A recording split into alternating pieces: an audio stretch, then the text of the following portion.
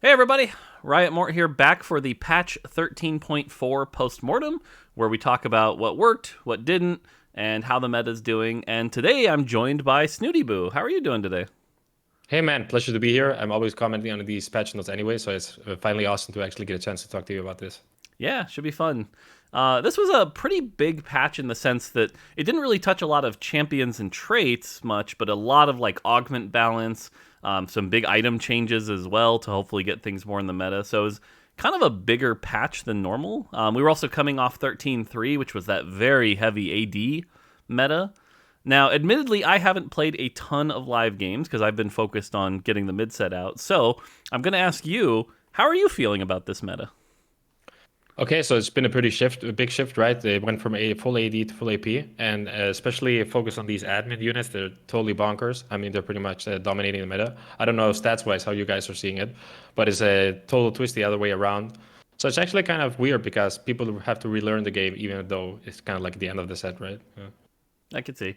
Yeah, from what I had seen, it was like AD was still the highest peak, but a lot of times the way you got there was through underground, the underground 2-1 opener being really, really strong. Also, AP, it seemed like was starting to fall off a little bit because people had figured out Aegis counters. But to your point, admin seems really good if you get the right combinations. There are some pretty nutty variations out there, and the admin 4 buff really helped it kind of ease into that curve. And if you can pull off admin 6, that seems quite good. So Yeah, for sure. Actually, it's kind of funny because AD peak comps don't win as much anymore. I mean, you just mentioned that it's the highest peak, but those boards don't always instant win like the last patch, like the Felius 2, Samaria 2, and Strong Frontline. They sometimes lose to, I don't know, any random comp. gotcha. Yeah, I mean, which is healthy, right? We don't want them to always win. So Sure, yeah, great. yeah, cool. All right, well, let's jump into it and go over each change and kind of see how we got here. I'm Sure. scrolling through. Yep, Ari came out. Ari, turns out people really like Ari, and she is a very successful champion. So, seeing a lot of chibi Aris running around. All right, system changes. This is one that hasn't been talked about a lot behind the scenes. The player damage being reduced by 1 if you lose by 5 or more units. So, Yeah. from what I can tell, the biggest thing this actually helped was underground. It allowed for more room of error in that underground start if you preserve just a little bit more health. But overall, I still think this will be long-term better for the game once underground's balanced. So I'm calling this a success. But like I said, I think maybe underground heist 1, 2, 3 probably should have been hit too. Yeah, for sure. Them to be different patches is not optimal, but I mean, overall, since you increased the damage it was on stage 3, right? I always felt that the pace of the game was Yep. way too fast, and you just couldn't create anymore. So I really appreciate this because starting at 30 HP is just not fun. Yeah, I can see that. Hmm. Cool. Component anvils, +1 choice. I think this is just, I mean, obviously players enjoy it when we give them more choices and more ways to get what they want. So I think this was an easy win. But I also think, it's still 50% chance to get the component you want. And I think that's healthier than, the 37 it was before. So I'm happy with this change. Overall, what made you go away from the direction that it was a big loot on the Dragonlands towards this only one pick of one component? I mean, I Yeah, know that was a theme from the last set, but you kind of could have integrated it somehow, right? Yeah, I mean, the Treasure Dragon was definitely a mechanic for, Dragonlands. We wanted to keep it to that. But we still, we know there's this pain point, right? Where, like, you're playing an AP comp and then you get dropped 2 swords. So we're really trying to avoid that. I think in the future, what you'll see is we'll actually lean into this anvil mechanic a little bit more. Because, again, getting late items really struggles with that. And so I think it's been a nice in between, right? Where it's not so invasive, where it's like this big thing, but having a little agency in those late game item choices helps a lot. Sure. Yeah, it's definitely more balanced. I'd say more, yeah, Yeah, yeah. You don't want to normal. get, as you're going to see in like 13.5, we're really trying to avoid games being decided by just literal pure RNG. So yeah. All right, early game gold distribution. And again, this is another easy win. Not having the orbs drop off the last is good, and we're improving this again in 13.5. So this is just another easy quality of life change. For sure. Yeah, I hate to make the fast choices in 2 seconds. So that's Yep. awesome. All right. Cool. Now we're in the trait section. So I'm not going to go read all of these, but the TLDR here is this was a lot of admin changes. The general idea here being Admin 4 getting a pretty big buff, a 30% buff, which is big, and then a lot of rebalancing so that the ones that were already good weren't insanely good, like the gold drops and things like that. Overall, or an LA death, I guess. Yeah. Overall, it seems like Admin is now in a very, very good spot. There are still ones that are good and ones that are bad. The nice thing here is 4 Admin is still the best. Like it's actually playable now. You don't have to hit 6. So I think that's a success. The thing I'll note is that Admin 6 definitely has the highest cap. Like you said, there are certain combinations that are insane. I'll be honest with you, this trait is like a pain to balance because there are so many different combinations. Of course, yeah. But I still think the Admin 4 change was a success because, again, Admin 4 before this looked like garbage in the data, and now it actually looks okay. But I think there was more work to do in the Admin 6 and the peaks. Like, there are still certain combos in here that need adjustment.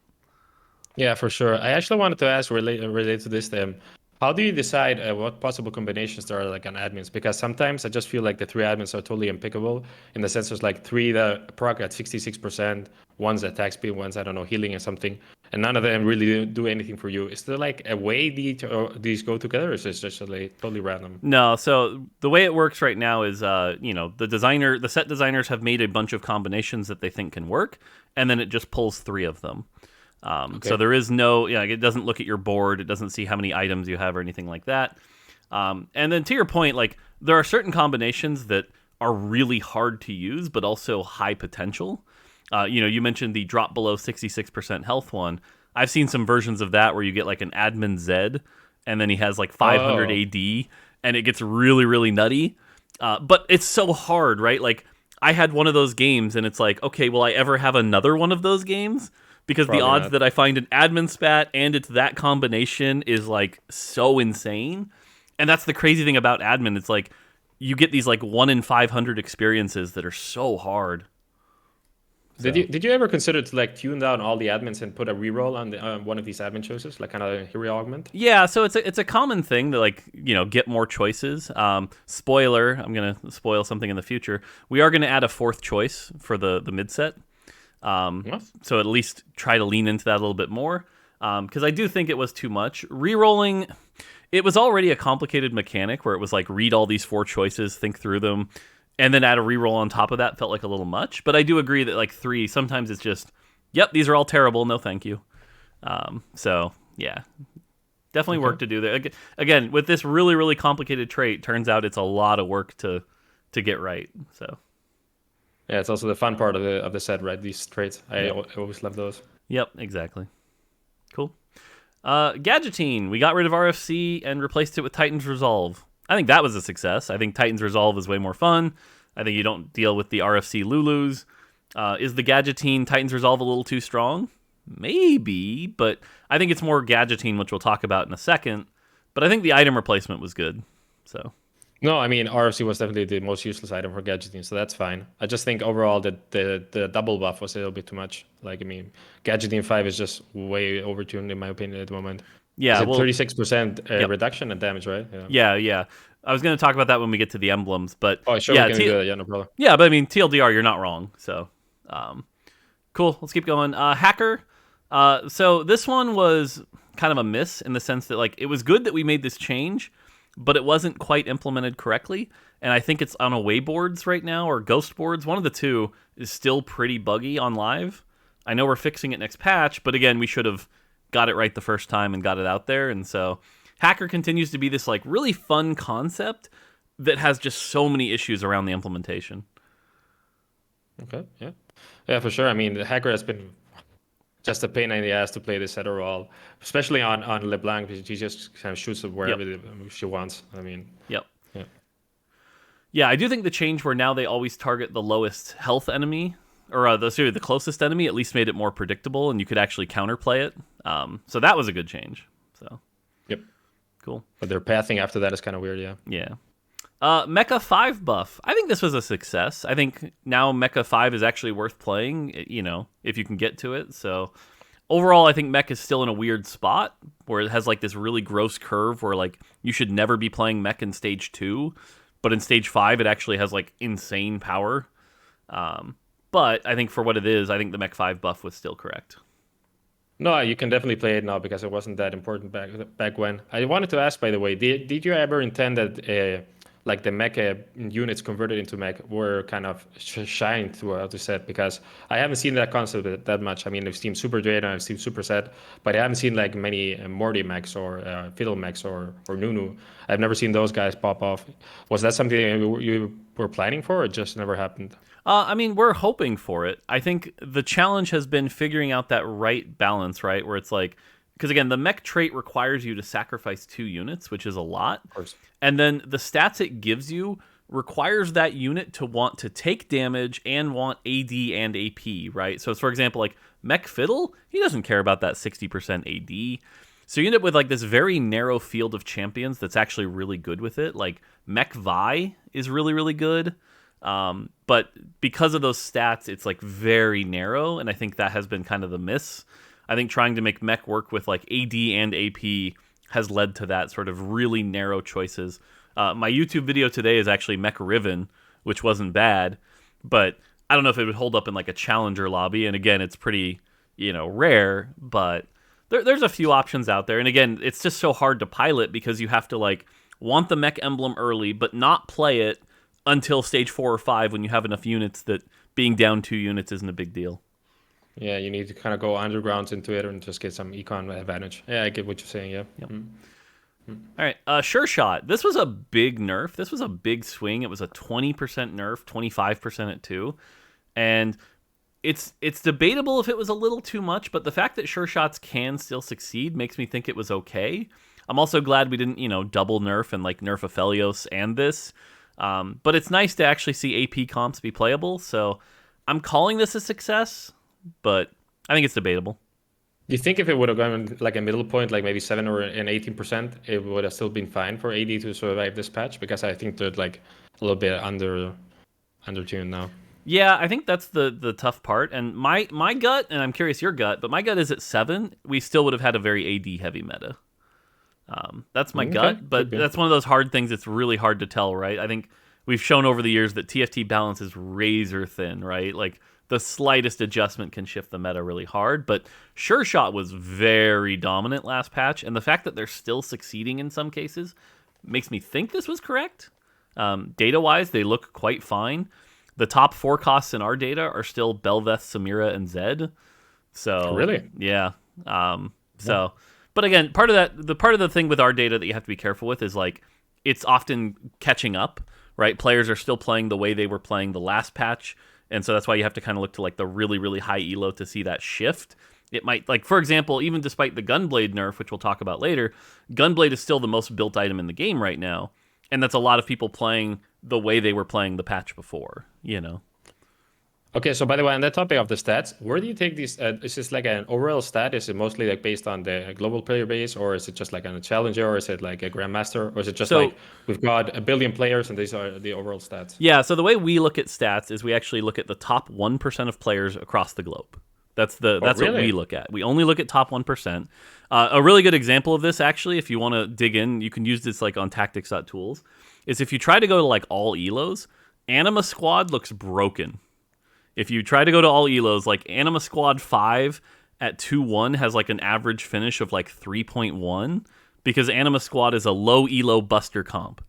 But if we balanced around that, then Anima Squad would be unplayable at high elo. And so our theory has always been that because TFT is a knowledge-based game, you balance around the high elos and everyone else has to kind of like catch up. The counterexample is actually Underground, which at high elos at 2-1 is obviously good, right? Like we talked about. You switch to all elos, it's mid to bad because most people don't know how to pilot Underground. And so, like, we can acknowledge like that low elo difference, but we do not balance around it. Okay, but that's actually interesting because it's mostly master players and above, I guess, then, right? Yep. Because 1%? Yep, that's correct. Okay. Yeah, and you have to go that low because you need the sample size, right? You can't just balance around 1,600 LP plus because then you have like 10 players, so. Yeah, we do the same when we check stats. I mean, for our own gameplays, I guess. Yeah. Cool. All right, let's keep going. Lulu Buff. I think this is a debatable one.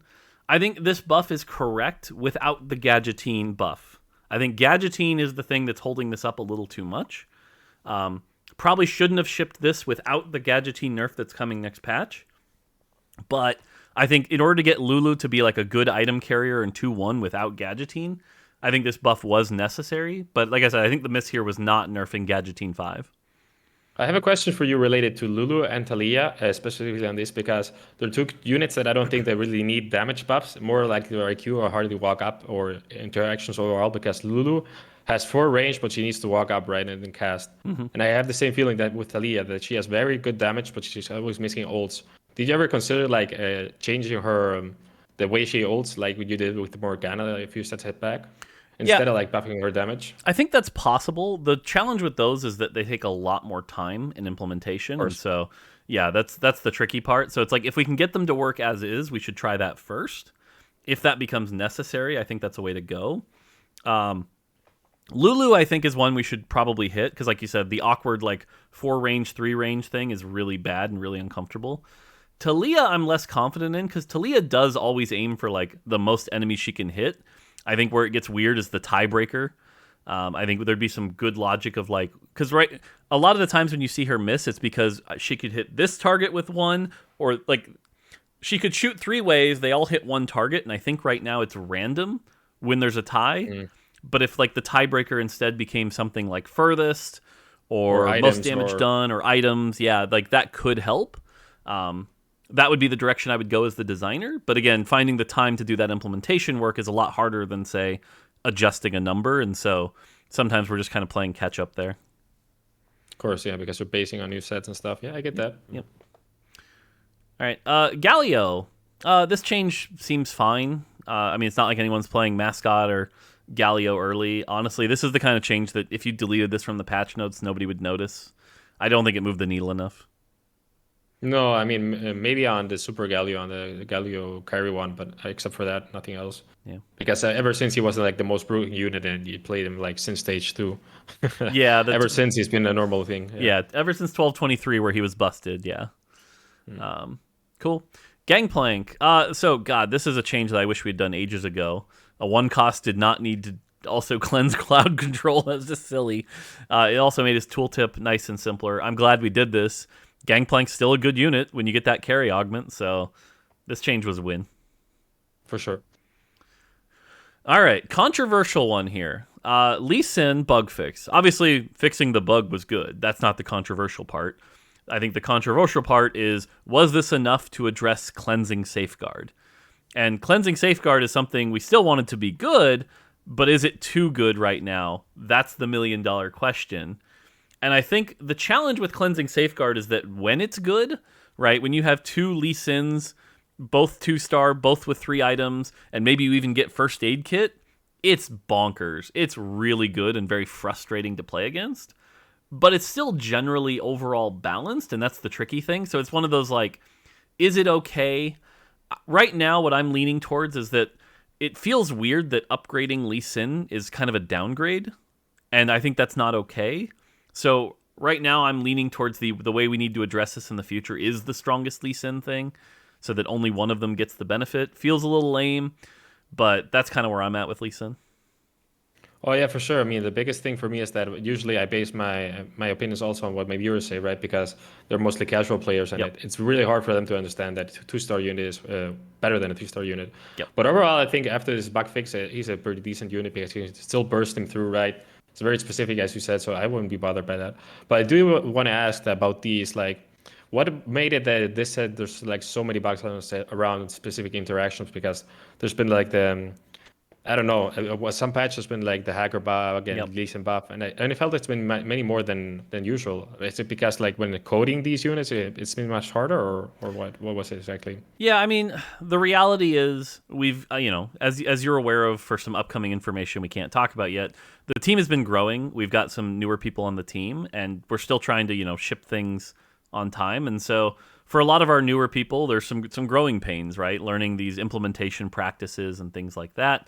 We're also building up the QA team behind the scenes to make sure we catch, but it's growing pains, right? It really is growing pains, and mistakes are happening, and we're trying to power through it. It doesn't make it acceptable, but it's just, you're asked the truth. The truth is it's growing pains. We've got some people that are newer, they're ramping up and they're getting better at it. They're catching things quicker, but it's going to take some time. So you would say like due to this is like a testing set in that sense, and then like for set 9 or set 10 things will be smoother in that aspect. I mean, that's the hope. I don't want to promise it, and then I can't promise the future. Yeah. If 3 people quit and we have to retrain 3 more, that could happen. But that's the idea, right? And so for a lot of the designers on this set, it is their first set, and so there's mistakes that are getting through. And again, that doesn't make it acceptable, but and it is a complex game with a lot of interactions. There's a lot of, this Lee Sin bug has been in since the launch of the set, right? Only Cleansing Safeguard finally exposed that it was a thing. I'm aware of other versions. For example, the big one going around right now is the double Nunu. I don't know if you've heard about that. Oh, is that still working? The target lock, it's still working. Yeah, it's the same kind of issue where it's like the 2 are resetting each other's ICD. Yeah, it's a complex game with a lot of interactions, and so getting them all tested is challenging. Again, doesn't make it acceptable, but you asked for the answer. That's the honest answer. Yeah, that's just what I wanted to hear. Yeah. Malphite. So this was a big buff to Malphite. I think this was good for Malphite. I think the one thing you could argue is that this should have come with a Neela nerf, because the Supers Neela comp got a lot stronger because of this. And I think that was kind of a mistake. But I think Malphite is now actually a champion that isn't terrible. So it's still a success, but it should have come with a Neela nerf. I definitely agree, because when you play these super units, I mean, Lee Sin or Malphite are usually not that important themselves, right? It's mostly about your carry unit. So the fact that you actually have a strong tank, or him being carry thanks to his augment, very nice. But the Neela unit combi is just a pain in the ass at the moment. Yep. Fiora is going to go down as my least favorite unit in this set. She exists. We keep buffing her, and she still exists, and she's still not fun. I've lost so much elo to this unit. I can't even recall. Yeah, every time I try to play around her, it's a failure. She's a great trait bot if you're playing Oxforce and Duelist, but you never want to invest in her. She's still not there. This helped a little. She's still not there. She's still a ways off. So. You think even if this was a 30%, she'd still be off? Yeah, I actually think she's way off, right? Because even at 30%, that's equivalent of the Rel carry augment, which is good. But the reason the Rel carry augment is successful is because she also does a ton of damage. Fiora doesn't do a ton of damage. Fiora just kind of tickles and heals and stalls and doesn't do a lot. So I think Fiora would need a lot more work to be a champion you really want to invest in. Okay, makes sense. Cool. Speaking of bugs, the Jax bugs. This is another one that honestly, this actually has a little bit wider global implications. Right now, Jax is actually dominating on Fight for the Golden Spatula, our mobile China version. And this came in a little hot, and he's not doing that great in the rest of the world on PC. And so trying to figure out what that difference is, there's clearly some difference in implementation. But right now, I would say this change was good because it made Mech Jax better. And I know there's that Hacker Jax version that's going around that's okay. But I actually think Jax is still a little underpowered, just a little on PC.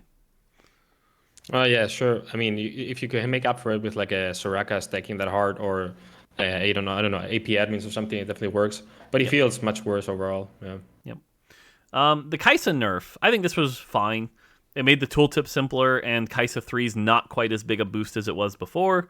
I think Recon is still a very good comp. So, I don't know. I think this change was a success. Recon must be really weird for you guys to design, because I've tried so many Recon champs, and most of them just troll around. Yep. Have you seen that Wukong clip? Oh yeah. The Wukong one's really funny. He just never casts. Or Vi just punching the wall or something. I mean, yeah. The funny one I did the other day was Recon carry Echo, the carry augment. So he would roll away and then roll right back in and then get a giant crit, which was pretty funny. At least he cast it. That was nice. He did cast, yes, exactly. LeBlanc. I think this change was actually... So, again, you could debate this because, again, admin doing very good. But I think in terms of LeBlanc being a carry and being healthy, I still think this change was correct. It was a very slight buff. And I think, you want LeBlanc 2 to be something you're excited about in the mid game. I think this did that. I think this was correct. My only issue with this is that I don't know if it's on the admin side or the LeBlanc side, but LeBlanc 2 kind of gets you to 9 way too consistently. I don't know if it's if you high roll the admin or whatever, but if you get her carry augment plus a LeBlanc 2, you can just like fast 9 easily. Gotcha. So in your mind, this actually might have been unnecessary. Either this or the admin. I'm not really sure which part, but Yeah, that's true. One of both. That's true. Yeah. The combination of the both. Yeah, that's true. Because now you're probably running like a 4 admin LeBlanc early, and that can do a lot of work. Yeah, that's fair. That's fair. Yeah, maybe this shouldn't have come with the admin change and just stuck to the admin change. I can see that. Yep. Cool.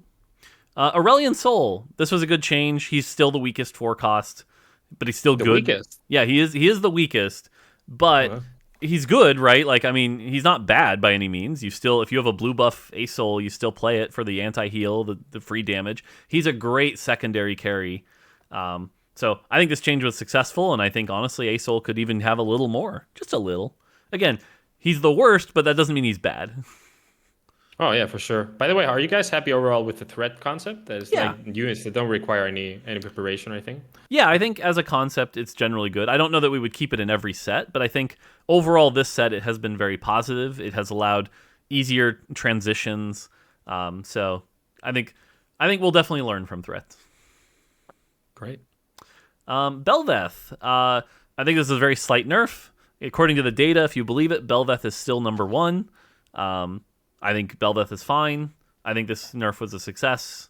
You still play around him if you hit him early. He probably can't carry you to the end, which is exactly what a threat's supposed to be. You know, you need traits, turns out. But Bel'Veth can still win games, so I don't know. I call this a success. No, yeah, for sure. Is it also, it got her better with her pathing, right? Not only when she got Yeah, stuck, that's what it says. I'm always suspicious because, like, I don't know. The pathing is such a tricky thing, and like there are cases where like it feels like it's better, and there are cases where it's like, what are you doing? Why are you in the enemy's backline? Get the hell out of there. So I don't know. I think there's still room to make it better, but it probably got a little better. Yeah, a little bit better for sure. She's less suicidal. Yeah. Okay, Soraka and Talia buffs. I think these were correct. I think we were, trying to make sure AP was more playable. I think to your point, maybe there's a world where Soraka plus admin wasn't correct. So maybe you take out the Soraka one. But I think the Talia one was a slam dunk. Talia's still just like good. She's not broken or anything. So I'm going to call both of these a success, but I could see your argument of like maybe Soraka was unnecessary. Oh yeah, Soraka is definitely the same concept as LeBlanc. And also we have like a very so I think Gamme, he's a very AP heavy player. Oh yeah, he loves just spams this comp. Yeah. He loves his Soraka, his gameplay. So he showed us all in Spain how to play his comp. And then ever since you buffed it, it's been pretty much free EO for us. Yeah, it's been interesting because Gunmei is often in lobby 2 and he'll debate with the NA players.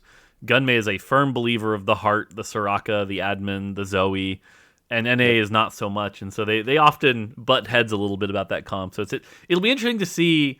I wish we had more regional competition because it'd be interesting to see right now if that was actually true, like what would happen. Because that's the other thing. Like a mini world championship. Yeah. Yeah, because the regions are often very insular, and so like they almost develop their own metas. So it's pretty interesting. Because speaking of which, our next change, Zed, I know China right now is playing a lot of duelists, a lot more than both NA and EU. And so this Zed change seems like it was successful in rest of world, but actually might have been a little much in China. Zed's doing very well in China. You mean like a vertical duelist kind of thing? Or... Yep. Okay. Yeah, they play the 6 duelist with some hacker, and they use that Zed and get in that backline. And, we're seeing a lot of hacker success, and this Zed buff did a lot of work, so. By the way, did Laser Carp die off this patch data-wise? Because it kind of feels like it. I mean, I've seen Zed, but just kind of like a vertical duelist. Yeah, I'm not seeing 7 or 9 Laser Carp anymore. Yeah, so Laser Core and Duelist both have what I call a toxic curve, which is that if you have like 5 Laser Core in stage 3 or 7 Laser Core in stage 4, they do amazing, right? But because they're flat damage, they start to fall off very quickly. And so if you look in our data, what happens is if you have them early, they're super duper high, and then they slowly fall off, and by the end, they're actually the worst. If you're still running 7 Laser Core on stage 6, you're like the worst trait in the game. But again, if you have 7 Laser Core at 4.2, your average finish is like 3.3. And Because so you can just spike off it. Of course, right, yeah. exactly. It's a very tempo heavy comp. That and Duelist both share that same property, and so it's not an easy challenge to like fix that. But that's just something you have to be aware of when playing the comp. Is like you play it when you hit it very early, right? When you play with some augments or you hit that early Zed. Otherwise, stay the hell away from it. Also, another question related to this kind of came up because I guess you're not only responsible yourself for all of these changes. Have you ever felt like in one of these patches that one change was so far off that even yourself were enjoying that much of the patch, or like? No, the good news is generally with these changes, I Mhm. do sign off on all these. So if Okay. there was a change that was coming in that was really bad, I would probably shoot it down.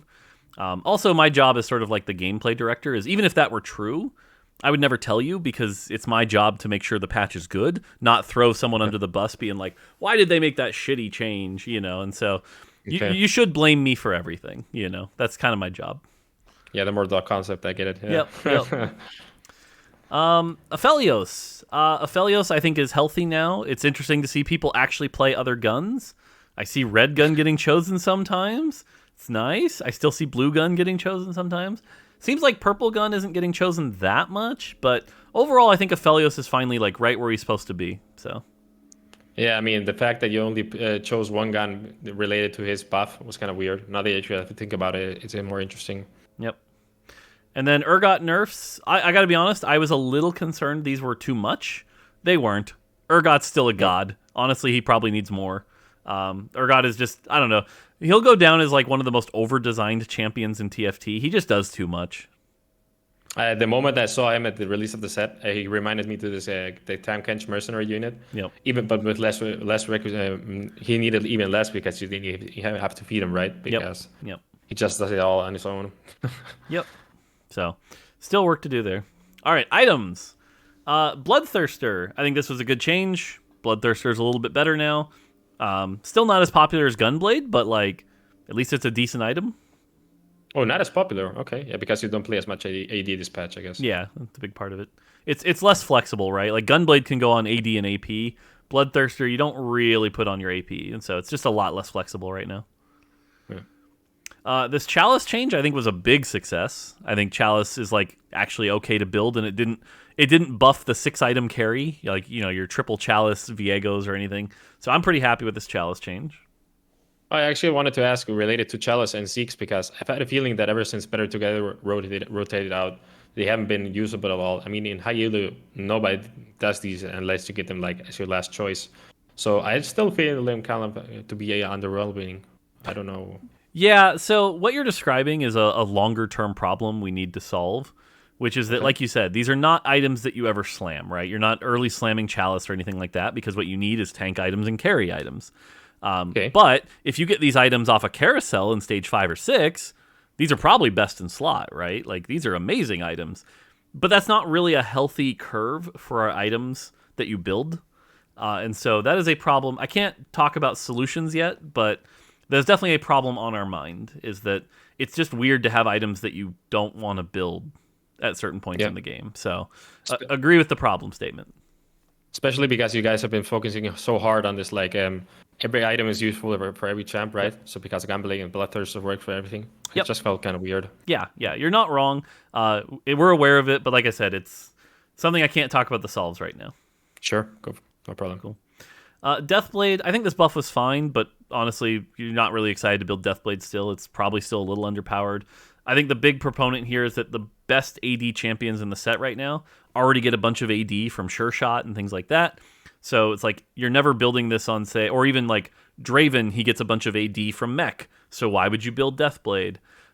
So none of our AD champs right now don't get AD from other sources. So it's just a bad set for Deathblade right now. Yeah, you also need always this healing item, Last Whisper, so it just doesn't fit in there. Yep. Yeah. Gargoyle Stoneplate, I think this was a good buff. It's still not quite as good as, Bramble Dragonclaw, but I think it at least made the item a little bit more slammable and not quite as bad. Maybe buff a little bit on the base stats you get, so the extra stats you get, right? Like one on that or something, a plus one. Yeah, if we have to It keep definitely going. feels usable. Yeah. Yep, but again, direction-wise was a good buff. For sure. Hand of Justice. I think this was a really key good buff. This item's actually playable now and buildable now. And when it rolls the 30% Omnivamp, it's actually really good. So I'm really happy with this change. Definitely agree. Yeah. Gunblade, man, I got to tell you, it was really painful to not do 20% or 25. It's just such a weird looking number at 22. But I think 22 is actually exactly where it should be. The item is good. It's not broken now. I think this was a success. Yep, I definitely like where it's at now. Cool. Morello, I think this item is fine. The AP was fine here. I think the challenge is just there aren't really any great users, and most of the champions that you wanted on, like, say, Talia, you still want the, like, Jeweled Gauntlet and Guard Breaker. You just don't have the room for the Morello. It's really only good on, like, Sejuani or Urgot or Fiddle, which is all late game anyway, so it kind of has that same problem we were just talking about with Chalice. So I don't think any numbers are necessarily going to fix this. And then if we buffed it too much more, it would just become a must build. So I don't know. I think it's as healthy as it can be in this set. I think even if you buffed it more, I don't think people would use it because it's a fast-paced kind of meta all the time. So it just doesn't proc fast enough. Yep. Protector's Vow. I think this was a good change. This item's fun to use now, and the starting mana is really fun. So it feels like a tank item that's pretty cool to use. So I don't know. As far as if Protector's Vow is ever going to be good, I think this is a good state for it to be in. Yep, for sure. Cool. Quicksilver, I think this buff was okay, but it didn't change anything. You still don't ever want to build it, so I don't think it did enough. Yeah, not at all, yeah. Cool. Sunfire, I think this was a good nerf. I think it's still a very good item. Not worried about this. How do you feel about specifically Sunfire and like the Ornn items? Because those are the items that have been nerfed like more over the time TFT has existed, right? Mm-hmm. So it kind of feels weird to me that they keep nerfing it and people still build it all the time. Is it because these items are just like way overtuned and we still need to adjust them, or is it just like a patch kind of thing or a set kind of thing? Or I think with Sunfire in particular, it's a combination of it's very good early, so it's tempo and usually helps your average finish, so it looks really good. Because Sunfire falls off by like stage 4 and stage 5. But getting that easy stage 2 and 3 feels good. You need anti-heal, and so players have high satisfaction with it. And so it's just this like high satisfaction plus tempo item. It's interesting because Zerat is actually better tempo, but lower satisfaction. And, just Zerat. Really? Yeah, Zerat early is very, very good. I think China has shown this a couple times, right? Like you build triple Zerat and you almost don't need a front line. But I think it's just, again, the satisfaction of like getting that anti-heal, getting that burn, and how much it does in the early game just feels so good. And so unless we change its core identity, which is that slow burn when fights are slow, that's always going to be true, right? And so, yeah. And then the Ornn items is a little trickier because the Ornn items are just like fun. Players really like the fun Ornn items, and when they're good and fun, turns out that's a bad... yeah. 2-1 collector, very fun. Early blitz grab, very fun for you, not for your opponent. So. Oh yeah, regarding that, by the way, how is it that in Underground Cash Out you can get the two times the same Ornn item? Because that's just horrible. Yeah, it is. For now, we went with I don't know if you remember the release trailer, but we talked about how sometimes it's not the heist you want. Sometimes we wanted you to see heists that you weren't happy with, to try to like tempt you of like, no, you got to keep digging or tough it out, and that was kind of the theme of Underground. But I've someone sent me a screenshot the other day where they're 4 items. It was a heist 3 cash out with 4 items, and it was Morello, Sunfire, and they already had built a Sunfire. Oh, that's horrible. Yeah. It's like, I'm so sorry, bro. I'm so sorry. Just died for free. Yeah. What a hero. So. Zeke, same thing as Chalice. Again, it was a good buff, but it still has the same problem as Chalice, like we talked about. So, yep. Okay, hero augments. I'm not going to read through all of these. There's just too much. So stop me if I say anything that seems off. But Ashe carry seems fine. Blitzcrank support seems fine. Gangplank carry getting nerfed. This is good, but honestly could go even further. For sure. Lulu carry getting nerfed. Good, considering how good Lulu is. Lux carry getting nerfed, good. Nasus buff, carry getting buffed, good, but could have used more. Poppy carry getting nerfed, good. Renekton carry getting nerfed, good. Silas carry getting nerfed, good. Camille support getting nerfed. I mean, considering how good admin is, it was probably correct, but tricky. Okay, here's a spicy one. Malphite. He's bonkers now. Yeah, this one probably didn't need to happen. I think this was actually a miss. I think the combination of the Malphite buffs and this was too much. He is a very good. This is a very good augment now. Very good. I just insta pick it or even force it when I get a mascot opener. Yep. Yeah, he's been like 3 top ones for me for so far. Yeah, I think it's finally catching on, like as of like 2 days ago. But yeah, it's really good now. I think this was a mistake. By the way, related to one cost augments, now I think we're actually at the point that you're not forced to reroll. Was it kind of like your original idea to have like a balance between support augments that actually allow you to get to level 7 and level 8, right? Yes. And one cost also to reroll, but I think we haven't had that until like exactly this patch. Yep. Because whenever it was one cost, it was just like straight up full reroll. Yep. So, that was the goal, right? Like I think it was Socks in his twit longer was talking about how he took the Poppy Shield augment and then used it to fast 8. I'm like, yes, that's the vision, right? We wanted you to have that opportunity. And so we're finally maybe getting there, but yeah, it turns out getting there was pretty tricky. So yeah. Yasuo support, good. Yumi support, I actually think this buff was unnecessary. I think because it moves faster also, and it's just better than Yasuo. I think this was a bad buff. LeBlanc, this buff was fine, but not enough. The LeBlanc clone's always going to have this issue where it doesn't benefit from the traits, so it's just worse Woodland Charm. Neela buff, again, I think the augment getting these buffs was fine. I think it should have come with a Neela nerf. Neela needed a nerf, sure. And that was the big miss this patch, was not getting a Neela 3 nerf in. The jump from Neela 2 to Neela 3 is bananas. Makes no sense. Yeah. So plus, it's exactly 5 units for the reroll comp, right? Everybody gets a CC, anti-CC, so that's just too much. Yeah, it's like I said, the big thing is just, again, the jump from 300 heal to 400 heal is just so big. Okay, Riven, this was fine. Sona, this was good. I think the Sona augment is now actually pretty good, so that was cool to see. Spread Shot is now healthier. Pretty happy with Spread Shot. Vel'Koz, especially because it's not bugged anymore with Shojin, right? Like, no, it's still nothing changed with Shojin. So, it's still bugged then. Yeah. I mean, it's still. I don't know if I'd call it a bug. You could debate it because it actually works just fine. Like Shojin works the same way with and without Spread Shot. Oh, okay. Yeah, it's just in order for it to be worth it for her to cast that much, you need Spread Shot, right? Like if you run a non-Spread Shot Vayne with Shojin, you're losing out on a lot of physical damage for just the base spell. So it only becomes worth it with Spread Shot. So that's the big thing there. Okay, yeah, makes sense. And regarding this Vel'Koz nerf that we're going to talk about now, what happened to Vel'Koz and why did you just destroy this unit at some point in the set? Because I remember this guy, it was a very cool unit. I think it's because when you had 2 Vel'Koz together, they would one-shot the carry, right? Yeah. But he just disappeared at one point and nobody buys him anymore. Yeah, so you can blame me for this one. My belief is that Vel'Koz as a unit is just anti-fun. The fact that he always targets your carry, he reaches this critical mass point where, you're running 2 of them and your carry doesn't get to play, or you're running a 3-star and your carry just instantly gets deleted.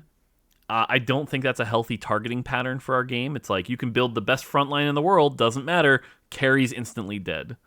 And so I chose to kind of delete him from the game, if you will, by making him a little underpowered. His utility is still good, but I really didn't want the, death cap Vel'Koz's just deleting carries. It's just really unfun. So I don't know. I think there's some long-term lessons to learn from that design. Clearly the people who are playing him are having fun, right? It's like the ultimate assassin, but I don't think that's a healthy paradigm for the game. Did you consider redesigning this champ throughout the set? Like maybe only focus on CC or only on damage, so you wouldn't do both. Maybe he can burst you, but while you're surviving, you can still hit or something like that. Yeah, so I mean, that's kind of what we were trying to do with the augment. It was like if you took the carry augment, he can still slowly delete your carry. The 400% extra damage is a lot for a carry augment. I just, again, any comp, because the other thing is he's traitless, right? And so the ability to just play a traitless unit and delete everyone's carry doesn't require any setup whatsoever. But yeah, unfortunately we never got around to changing that, and so spoilers, Vel'Koz won't be in the mid set. Shocker. But yeah, he'll go down as a lesson for the sets design team, I think. Cool. Zoe buffs, I actually think these were fine. Zoe, like, they don't change the fact that Zoe's strong in the comp she was strong in. The augments were actually bad before. I think these Zoe buffs were fine. Aurelion Soul, fine, same thing. It's a good augment, but, Aurelion Soul's still not one of the stronger ones. The Echo Carry augment, I still think this augment is rough and not great, but at least it's like, there are cases where it's kind of playable now, but they're pretty rare. So I mean, specifically on these forecast utility units, it's really, really weird to take the carry choice, right? Because it's so uncommon to actually get them to carry any game, even if you pick the augment. Yep. Misfortune nerf, this was good. I think the Misfortune Make It Rain is finally exactly where it should be. Sejuani, this buff was fine, but again, you still probably never take this augment compared to the other 4-cost augments. The Zed buffs, I think, was good. Again, Zed actually, like, the Zed carry augment is now actually something you can take. That feels good. It's not just better than the carry or the support augment. So, Aphelios, this nerf was fine. Janna, Janna, this augment, like, obviously it needed this much of a buff, and it still isn't good. It's still not good. Because I rarely get to choose the 5 boss. Yeah, no, this augment is, I think, like, the worst augment in the game right now still. So yeah, next patch I'm taking a stab at trying to make Janna work, because I do want Janna, like, if you have 6 Spellslinger Janna with this augment and some items, you should be able to win a game, right? And like, so we're gonna take a stab at that next patch, but right now it's just it hasn't been there. So Janna is not worth putting items on, basically, other than Chalice and Zeke's, Yeah, so, whatever you have left, yeah. Yeah, exactly. Nunu, these changes were fine. And then Syndra, this is just an augment that needs a rework. This augment it now gives them 100 AD, AP, armor, and MR, and it is still a terrible augment. So yeah, it still sucks way more than the other one. Yep. I was wondering, by the way, have you guys been thinking about doing something about Nunu? Because even though his augments are better this patch, or overall, plus the gadget team buffs, he just feels underwhelming as a 5-cost. I don't know how stats talk about that, but yeah, every time I have a 2-star Nunu, he just kind of sucks a lot. Yeah, I think Nunu is interesting in that he can do some pretty insane things, but it requires a lot of setup. So, I don't know. It's one of those things we'll keep an eye on. Obviously, with the Gadgeteen nerf coming up next patch, he might need a little bit more love. But man, like, when you get a Nunu and it does work, like, it does a lot of damage. But yeah, if he falls over or his pathing goes wrong, he's one of those champions that's like, he's just inconsistent is the word I would use. And that inconsistency makes him hard to invest in. So, something we can look at. Okay. All right. Again, augments. There's a lot here, so I'm going to try to browse through. Ancient Archives, I think, finally feels good. 4 gold plus a tome is actually really tempting. Can sometimes be better than just hitting the emblem itself, so I like this a lot now. Anima Squad Crown, this was not enough of a nerf. You're going to see next not patch. Enough? No, this Really? augment, especially at lower elos, but again, even at high elos, this augment is still insane. I think there's like 5 or 6 crowns right now that are dominating the stats. So we're going to take a bigger swing next patch on some of these crowns. But yeah, it turns out getting +1 trait and the 3 cost and a full item is like a big power swing early. So Interesting. Yep. Big Friend, this is fine. This augment's still good. If anything, this was one of the few nerfs that actually hit the Neela comp. So this was a good nerf for that, but it's still a good augment. So good there. Regarding build diff in these kind of augments, I was wondering, why have you guys been like adjusting them back and forth all the time? Is it because it's confusing that the units in the set kind of always need their synergies to work, or why exactly is it like a patch depending kind of thing? Because like Samiro without Ace does like half the damage, or you can just kind of notice it, right? Yeah, the nice thing about built diff numbers is that generally to most players, they're invisible, right? They just kind of assume, hey, if I play no traits, my champs get better. So these kind of buffs are generally good, but we don't want it to be the kind of thing where like if you pick built diff, you just win the game. So like there was a while, I think it was 13-1, where the stats on built diff were nutty, right? And it was like 55%, 56% top 4. So we're trying to bring that down. We overshot it a bit. They're just a little weak, so we tried to buff it up. This was specifically built diff 3. Built diff 3 is one of the harder ones because you have to compete with all the other prismatics. This buff in particular actually wasn't even enough. Built diff 3 is still not worth it. But we're also trying to make it a healthy curve, right? Because like old built diff, it was like a win streak augment, right? You would take it and win streak till stage 4, and then get And out fall of off. it, or like really hope that carried you to I think a third, but you couldn't win with it. Whereas we really want built diff to be something that's like changes your play style and like, yeah, I can win with this really cool play style in a healthy way. And so that's why we had switched it to like the scaling. It basically replaces your trait with essentially an invisible trait. So Plus, it's a little bit more interesting due to threats existing, right? Because Yep. you kind of need threats in your comp, but they're not useful. Yep, exactly. So Cybernetic Shell 3, this buff was fine, but didn't do enough. That augment still sucks. It's always really telling, by the way, when an augment that gives your team 50 armor is bad in an AD meta. That is not a good sign. Cybernetic Uplink 3, this one actually did seem to move the needle. Also, the fact that AP comps got better, turns out. So that was good. Electrocharge 3, same thing. We didn't buff it enough. This was too light of a buff. Okay, here's the hot one. Gadgeting. So, Yep. I am happy with this change in the sense that people get to play Gadgeting, and it's fun. But, obviously, the miss here was 12% being this accessible was too much.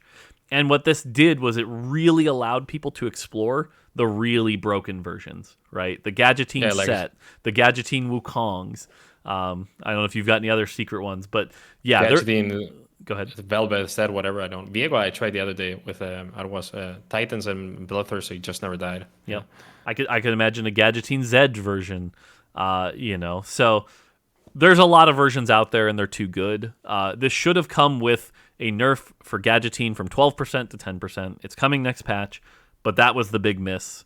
I'm still glad this augment exists the way it is, and it'll be fun that people are going to be able to play with a balanced version of Gadgeting, but it was a miss to not nerf it here. Mm-hmm. Okay. Cool. High-end shopping. This nerf seemed to work.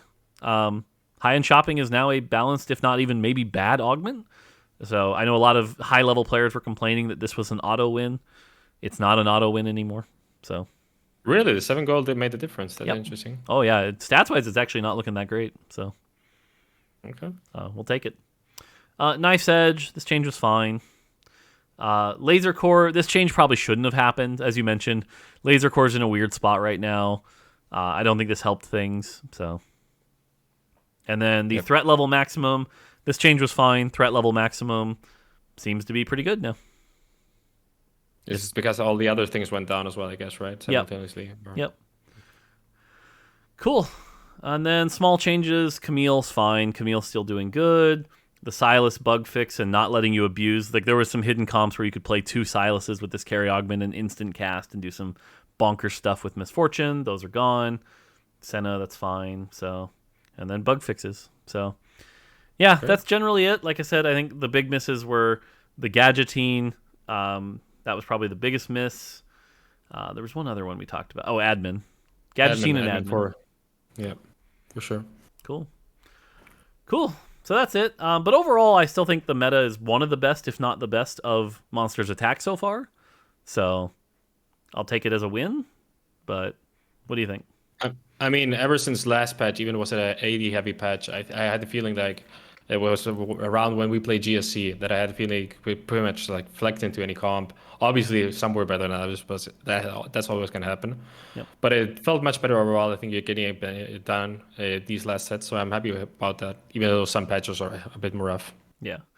I mean, this tends to be our pattern, right? Is you launch the set, you have some rough patches, the last month usually looks pretty good, and then we do it all again. And so mid-set coming, in a patch, and so, yeah. I mean, it kind of gets me wondering, maybe sometimes it's actually better for you guys to design easier champs, like not the hacker kind of mechanic, because if it takes like 2-3 months to actually get it going, right, maybe it's not even worth it. Yeah, like I said, I think long term we've got some changes to hopefully address this, so hopefully you'll be hearing about those soon. But yeah, I agree. It's still something we definitely need to tackle long term. So, sure. Cool. Well, thank you for coming on here. Is there anything else you'd like to say as we close out? No, it's just a pleasure to be here. Thanks for having me, and keep on watching TFT and enjoying this awesome game. Sweet. Thank you so much. All right, that's going to do it for me. Until next time, take it easy.